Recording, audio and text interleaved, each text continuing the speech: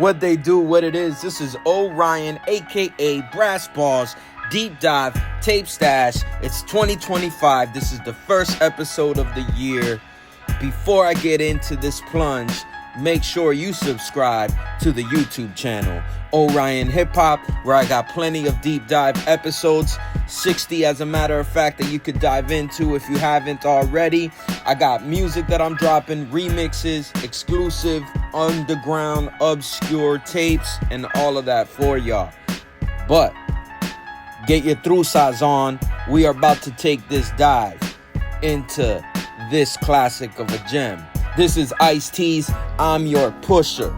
This is a 1988 single that he dropped. This is while he was signed to Warner Brothers Records, actually Sire Records, which is a subsidiary of Warner Brothers Records. Now, something that's special about this tape off gate that I just want to say. First of all, I already had it planned to do this tape as the first deep dive for 2025. And then just recently, unfortunately, Ice-T got up in some trouble with, I believe it's LAPD. I don't know, but he was trying to get his registration on point. He was literally reaching the parking lot of the DMV, and they started hassling the brother. That's whack. Shout out to Ice-T. Hopefully he's getting all that under control. Now, what makes this tape a little bit special is the fact that it came out in 1988. Your boy Orion has been doing some research, and this tape was actually in contention for being one of the first hip-hop singles to be released as a single in an O-card template. So an O-card template is different than a J-card template. Regular tapes were being put in that jewel case, that plastic case, and that's a J-card that goes in there. The single game started in 1980 with a band from the UK called Bow Wow Wow, with a name to the song that's very complex, but you'll see it here on the screen. But when they released that single in 1980, that was not in an O-card template. In fact, I haven't been able to dial down into what was the first single to be released in an O-card cardboard template. When this dropped, not many had already dropped. There is Public Enemy's Don't Believe the Hype that got released in 1988, in June of 1988, and this was released in August. So Public Enemy beat Ice-T in that regard. Also, the Fat Boys had a song, Falling in Love, that was a single. It got released in 87, but it was in long box form, which is even more rare than these tapes that I'm talking about. And hopefully I'll get my hands on one of those long box ones in the future and be able to take a deep dive into that. But anyways, Sonic with Faye and Forever My Beat, that got released by Tommy Boy in 1987, and that was definitely O-card template type vibe, and so that pretty much beats Public Enemy's release and Ice-T's release on this. Now, I will say, outside of the hip-hop genre, there was Will to Power, which is a trio out of Miami, and they had a song called Dreaming, na na na na na. Alright, that was released in 1987, and that was in this O-card template. Okay, diving more into the track itself, it was produced by Africa Islam, who was down with Ice-T, obviously, and the Rhyme Syndicate. It has an obvious Curtis Mayfield sample that has been used, but this is one of the earliest uses of it. I'm Your Pusher is basically a metaphor for Ice-T going from a dope dealer to dealing the dopeness of hip-hop and its slick rhyming and everything.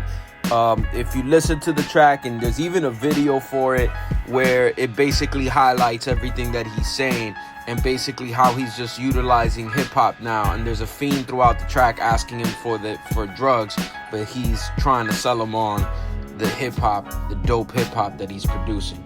It's a dope track.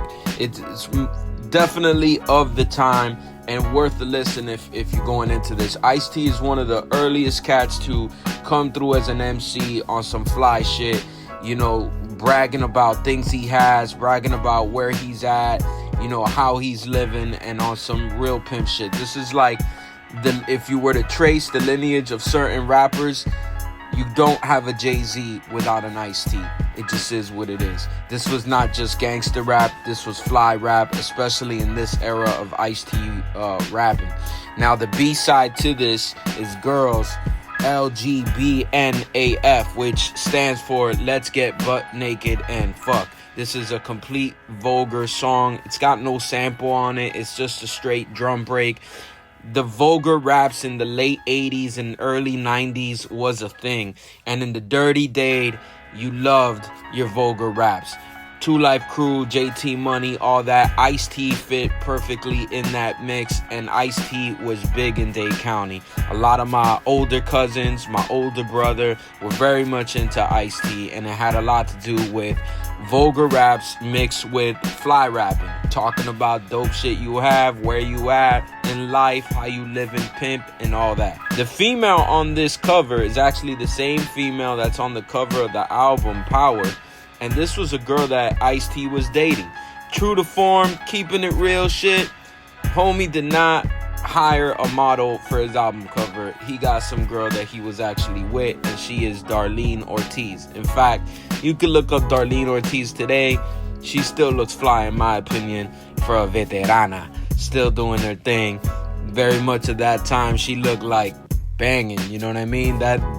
This cover for I'm Your Pusher and the cover for Power definitely would have caught any teenager's eyes and made you buy that record just for her alone, you know what I mean? Ice-T's career is crazy.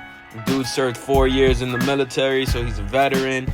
And after those 4 years, somewhere in 1980, 1981, when he was no longer serving, jumped off his career in rap, released a whole bunch of singles from 1982 till pretty much 1986, I think, is when he got signed to a major label deal and started releasing albums from that point forward. This joint was a single for him, was something that people were pumping and shit. This was a dope deep dive to do. First one of 2025. Shout out to Ice-T. Hope the legend is doing good and out of that situation with the popo that they got him tied up in with his vehicle registration and all that. So this is it, y'all. Hope y'all enjoyed the first episode of 2025. I got more installed for y'all. I'm gonna take even deeper dives on shit. This is Orion, aka Brass Ball, signing out. Peace.